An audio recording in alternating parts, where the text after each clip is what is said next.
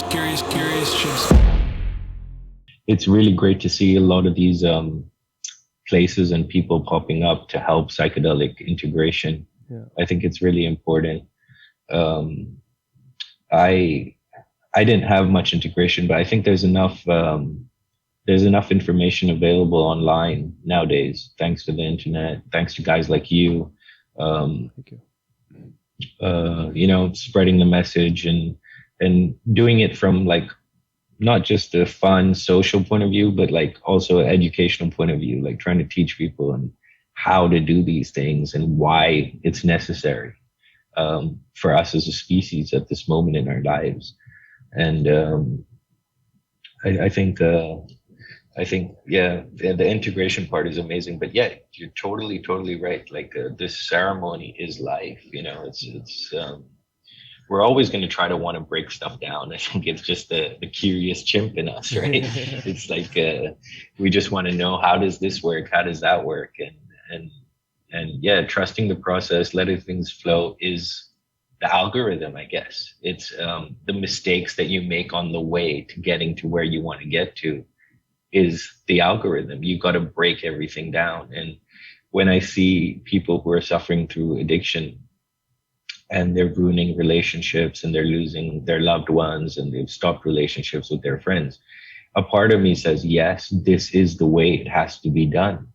You have to break down that wall. You have to have the courage to turn everything into shit, to realize.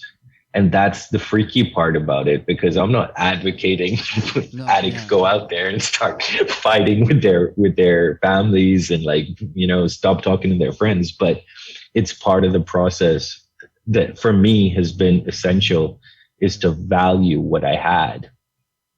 Yeah. Right. Is like, once, you always say you take things for granted. You don't realize what you've gotten until it's gone and stuff like that.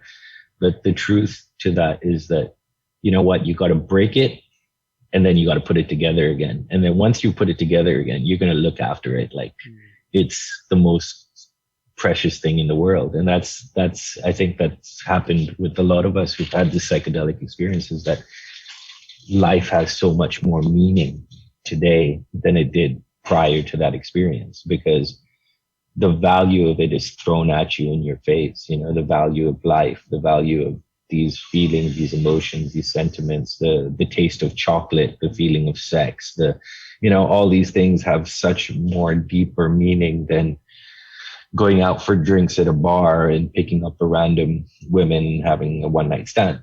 It's not to say that there's anything wrong with that, if that's what tickles your pickle, for sure, but I think people who've had a psychedelic experience will look at it on a much more deeper perspective. They might still have that same experience. They might still do the same thing, but have a greater value. Yeah.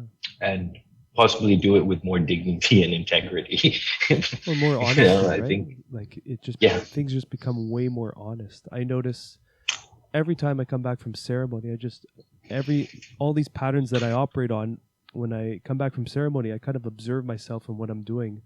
And it's like there's like a commentary now. It's kind of funny. It's like, oh, you're doing this again. You feel like naked or exposed or something. Yeah. And some I'll keep, because some patterns are actually like, they're not negative patterns or harmful patterns. But some I'm like, oh yeah, maybe I don't need to keep doing this.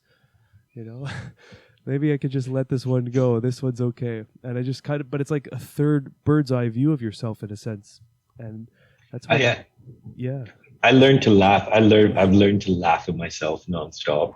Like I'm the biggest Jim Carrey I know in my life, when I come out of ceremony, because I can sit there and laugh at all the stupid things that I'm doing, and it's not something that I did. It's that I'm still doing them till today, like I'm just like, oh my God, I'm such an idiot. Like I still haven't learned this lesson yet, have I? It's like, nope. And something big is going to happen that's going to make you realize. And you got to be ready for it, because you're doing this to yourself. You got to stop, but you're still doing it to yourself. And you're just like, okay, I'm going to go with the flow here, right? Trust the process, right? But yeah, it's a hell of a journey. I think once you start to work on this path, on this medicine path, life, life is your biggest teacher, Yes. you know, and nothing, nothing can deny that anymore. Like we have a tendency as humans to try to make things up and believe our own lies, just so that we can get through the day, so we can, you know, do all these harmful and negative things, not only to others but to ourselves.